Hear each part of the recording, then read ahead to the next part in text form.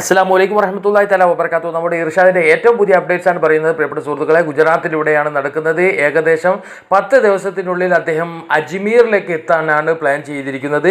അതായത് രാജസ്ഥാനിലുള്ള അജ്മീറിലേക്കാണ് അജ്മീർ റൂട്ടിലേക്കാണ് അദ്ദേഹം തിരിഞ്ഞിരിക്കുന്നത്. ഗുജറാത്തിൽ നിന്നും അജ്മീറിനെ ലക്ഷ്യമാക്കിയാണ് ഇനി പോകുന്നത്.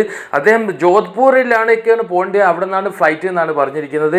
ജോധ്പൂരിലേക്ക് അവിടെ എത്തിയതിനു ശേഷം ഫ്ലൈറ്റ് മാർഗം പോകാനാണ് ഉദ്ദേശിച്ചിരുന്നത്. അതും രാജസ്ഥാനിൽ തന്നെയാണ്, അജ്മീറും രാജസ്ഥാനിൽ തന്നെയാണ്. പക്ഷേ അദ്ദേഹം ഇപ്പോൾ തിരിഞ്ഞിരിക്കുന്നത് അജ്മീറിലേക്കുള്ള ലക്ഷ്യസ്ഥാനത്തേക്കാണ്. അജ്മീറിൽ നിന്നും അദ്ദേഹം ഇൻഷാ അല്ലാ പിന്നീട് ജോധ്പൂരിലേക്കാണ് യാത്ര പോവുക. ഇൻഷാ അല്ലാ അതിനുശേഷം പെരുന്നാളിന് ശേഷം അദ്ദേഹം ഫ്ലൈറ്റ് മാർഗം ഒമാനിലേക്ക് പോകാനാണ് ഉദ്ദേശിക്കുന്നത് എന്നതാണ് ഇപ്പോൾ ലാസ്റ്റ് കിട്ടിയ വിവരം. ഏതായാലും ഇൻഷാ അല്ലാ അള്ളാഹു സുബ്ഹാനഹു വ തആല ഈ അലിയവൻ്റെ ഇർഷാദിൻ്റെ ആഗ്രഹം അള്ളാഹു സഫലമാക്കി കൊടുക്കട്ടെ, സന്തോഷത്തിലാക്കി കൊടുക്കട്ടെ എന്ന് ഈ അവസരത്തിൽ പ്രാർത്ഥിക്കുകയാണ്. നിങ്ങളുടെ ആമീനും ഒരു ലൈക്കും നിങ്ങളുടെ ആമീനും കമൻറ്റ് ബോക്സിലും അറിയിക്കണമെന്ന് അഭ്യർത്ഥിച്ചുകൊണ്ട് നിർത്തുകയാണ്. അസ്സലാമു അലൈക്കും വറഹ്മത്തുള്ളാഹി തആല വബറകാതുഹു.